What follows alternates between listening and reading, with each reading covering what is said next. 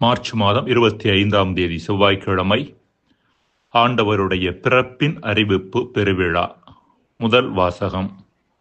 இறைவாக்கினர் எசாயா நூலிலிருந்து வாசகம். அதிகாரம் 7, இறைவசனங்கள் 10 முதல் 14. அதிகாரம் 8, இறைவசனம் 10a. அந்நாள்களில் ஆண்டவர் ஆகாசுக்கு மீண்டும் தம் திருவாக்கை அருளிச் சொல்லியது: உம் கடவுளாகிய ஆண்டவர் உமக்கு ஓர் அடையாளத்தை அருளுமாறு கேளும். அது கீழே பாதாளத்திலோ மேலே வானத்திலோ தோன்றுமாறு கேட்டுக்கொள்ளும் என்றார். அதற்கு ஆகாசு, நான் கேட்க மாட்டேன், ஆண்டவரை சோதிக்க மாட்டேன் என்றார். அதற்கு எசாயா, தாவீதின் குடும்பத்தாரே, நான் சொல்வதை கேளுங்கள். மனிதரின் பொறுமையை சோதித்து மனம் சலிப்படையச் செய்தது போதாதோ? என் கடவுளின் பொறுமையை கூட சோதிக்க பார்க்கிறீர்களோ? ஆதலால் ஆண்டவர் தாமே உங்களுக்கு ஓர் அடையாளத்தை அருள்வார். இதோ, கருவுற்றிருக்கும் அந்த கன்னிப்பெண் ஓர் ஆண்மகவை பெற்றெடுப்பார். அக்குழந்தைக்கு அவர் இம்மானுவேல் என்று பெயரிடுவார். ஏனெனில் கடவுள் எங்களோடு இருக்கிறார் என்று கூறினார். ஆண்டவரின் அருள்வாக்கு.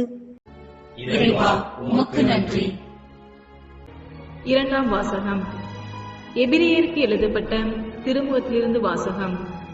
அதிகாரம் 10, இறை வார்த்தைகள் 4-10 முடிய. சகோதரர் சகோதரிகளே, காளைகள், வெள்ளாட்டு கிடாய்கள் இவற்றின் இரத்தம் பாவங்களை போக்க முடியாது. அதனால்தான் கிறிஸ்து உலகிற்கு வந்தபோது பலியையும் காணிக்கையையும் நீர் விரும்பவில்லை. ஆனால் ஓர் உடலை எமக்கு அமைத்து தந்தீர். எரிபலிகளும் பாவம் போக்கும் பலிகளும் உமக்கு உகந்தவை அல்ல.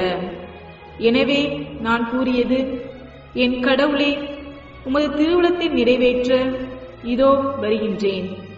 என்னை குறித்து திருநூல் சுருளில் எழுதப்பட்டுள்ளது என்கிறார். திருச்சட்டப்படி செலுத்தப்பட்ட போதிலும் நீர் பலிகளையும் காணிக்கைகளையும் எரிபலிகளையும் பாவம் போக்கும் பலிகளையும் விரும்பவில்லை. இவை உமக்கு உகந்தவை அல்ல என்று அவர் முதலில் கூறுகிறார். பின்னர் உமது திருவுளத்தை நிறைவேற்ற இதோ வருகின்றேன் என்கிறார். பின்னையதை நிலைக்க செய்ய முன்னையதை நீக்கிவிடுகிறார். இந்த திருவுளத்தால் தான் இயேசு கிறிஸ்து ஒரே ஒரு முறை தம் உடலை பலியாக செலுத்தியதன் மூலம் நாம் தூயவராக்கப்பட்டிருக்கிறோம்.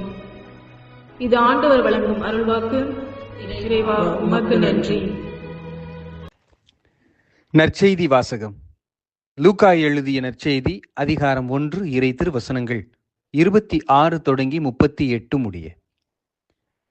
6ஆம் மாதத்தில் கபிரியேல் என்னும் வானதுதரை கடவுள் கலிலேயாவில் உள்ள நாசரேத்து என்னும் ஊரில் இருந்த ஒரு கன்னியிடம் அனுப்பினார். அவர் தாவீது குடும்பத்தினராகிய யோசேப்பு என்னும் பெயருடைய ஒருவருக்கு மன ஒப்பந்தமானவர். அவர் பெயர் மரியா. வானதுதர் மரியாவுக்கு தோன்றி, அருள் நிறைந்தவரே வாழ்க, ஆண்டவர் உம்மோடு இருக்கிறார் என்றார்.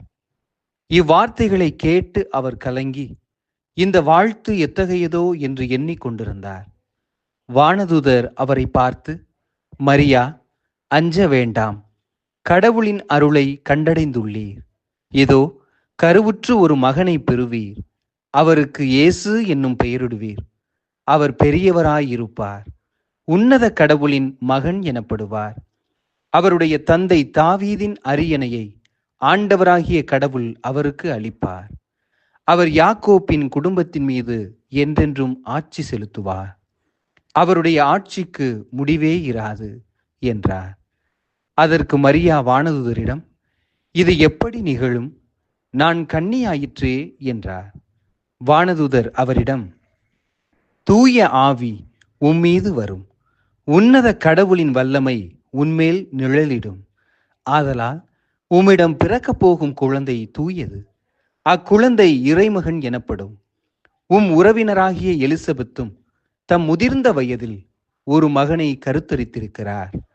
கருவுற இயலாதவர் என்று சொல்லப்பட்ட அவருக்கு இது 6ஆம் மாதம். ஏனெனில் கடவுளால் இயலாதது ஒன்றுமில்லை என்றார். பின்னர் மரியா, நான் ஆண்டவரின் அடிமை, உம் சொற்படியே எனக்கு நிகழட்டும் என்றார். அப்பொழுது வானதுதர் அவரை விட்டு அகன்றார். ஆண்டவரின் அருள்வாக்கு. கிறிஸ்துவே உமக்கு புகழ். அன்புக்குரிய சகோதர சகோதரிகளே, இன்றைய நாளில் கிறிஸ்து பிறப்பு அறிவிப்பின் விழாவை கொண்டாடுகின்றோம். மங்கள வார்த்தை விழா என்று அறியப்பட்ட விழாவும் இந்த விழாவே. 25 வயது மதிக்கத்தக்க ஒரு இளம்பெண் தன் பெற்றோருடன் மருத்துவர் ஒருவரை பார்க்க சென்றார். பெற்றோர்கள் அப்பெண்ணுக்கு மருத்துவ பரிசோதனை செய்யும்படி மருத்துவரை கேட்டுக்கொண்டார்கள். அப்பெண்ணை பரிசோதித்த மருத்துவர் பெற்றோரிடம், வாழ்த்துக்கள், நீங்கள் இருவரும் தாத்தா பாட்டி ஆகப் போகிறீர்கள் என்று சொன்னாராம். பெற்றோர் அதிர்ச்சி அடைந்து, என்ன சொல்லுகிறீர்கள் டாக்டர் என்று கேட்க, மருத்துவர், உங்கள் பெண் கர்ப்பமாக இருக்கிறார் என்று பதில் தந்தார்.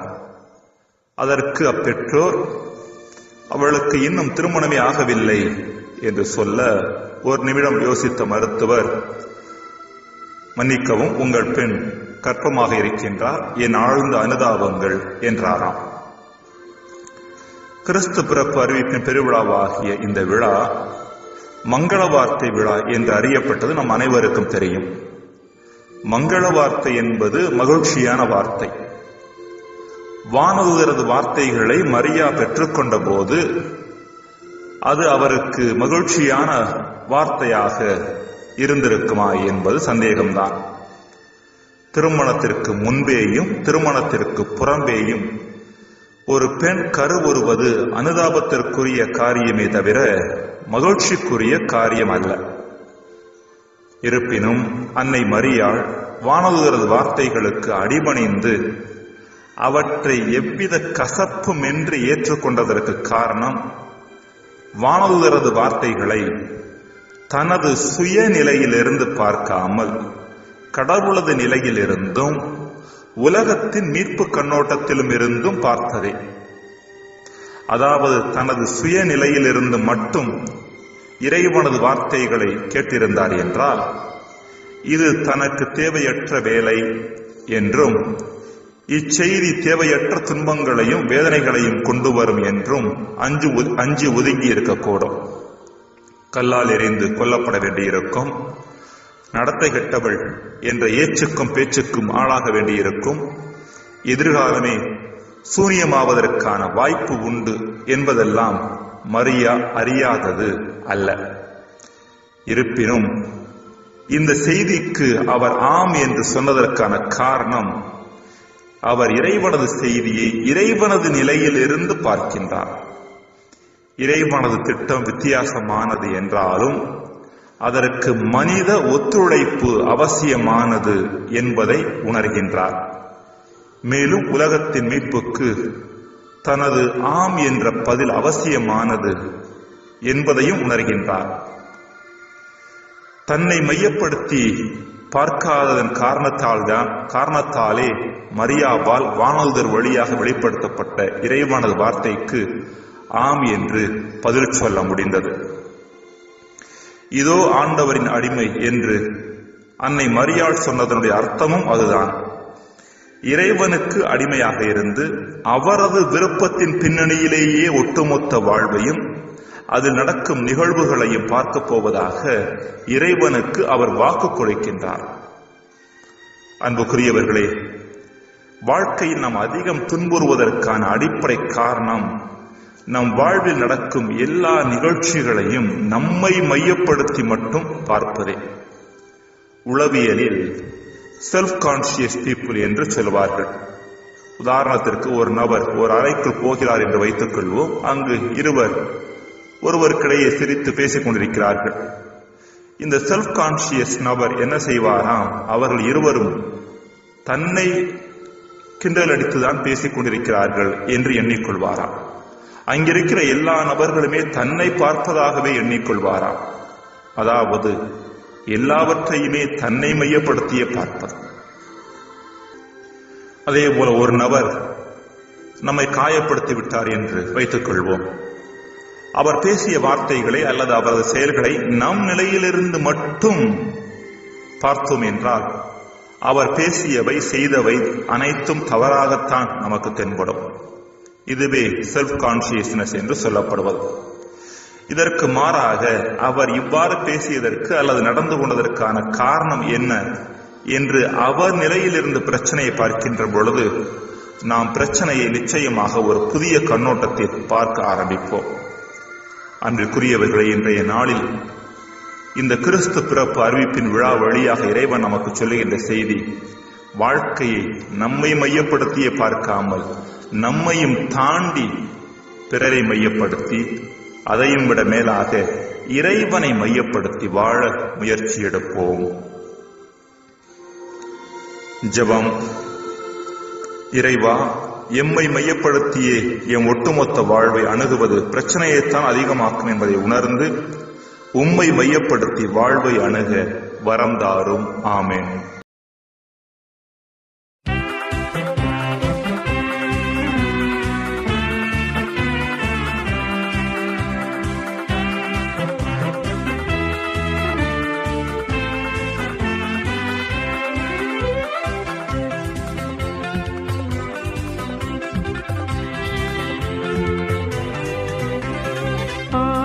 பாடகரே, தீர்க்க தரிசிகளே, அருளிய வசனம் நிறைவேறியதால் ஆனந்தம் அடைந்திடுங்கள்.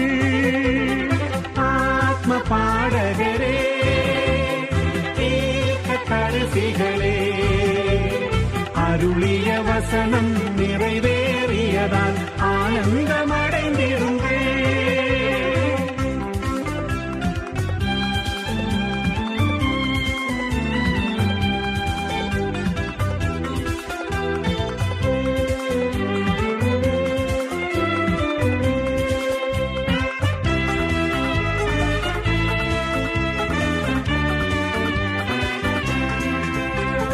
கன்னியின் மகனாய் உன்னதர் உலகின் கரை மாற்றிட வருவார். கன்னியின் மகனாய் உன்னதர் உலகின் கரை மாற்றிட வருவார். அதி உன்னதரின் மகனென்றவரை உலகம் பறைசாற்றும். அதி உன்னதரின் மகனென்றவரை உலகம் பறைசாற்றும். ஆத்ம பாடகரே, தீர்க்க தரிசிகளே, அருளிய வசனம் நிறைவேறியதால் ஆனந்தம் அடைந்திடுங்கள்.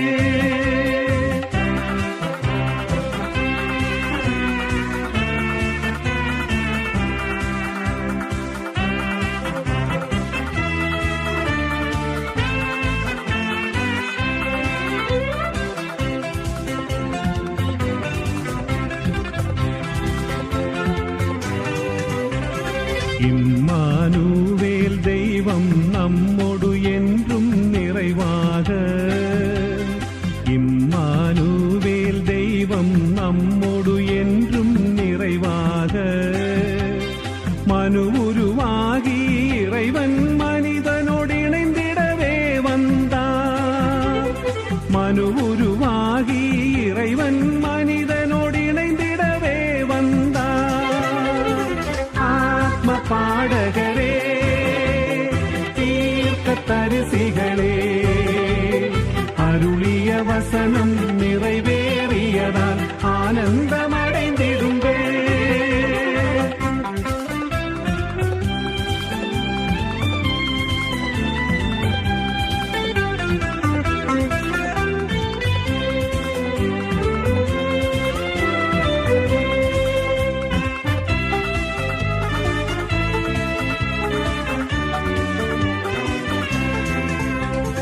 பெண்ணின் மகனாய் சர்ப்பத்தின் தலை தகர்க்கவே வந்தார்.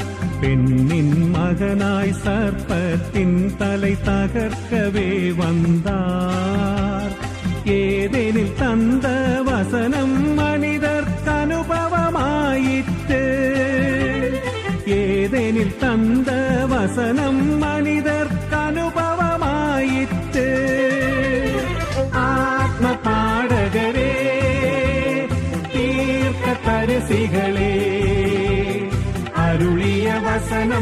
நிறைவேறியதால் ஆனந்தமழை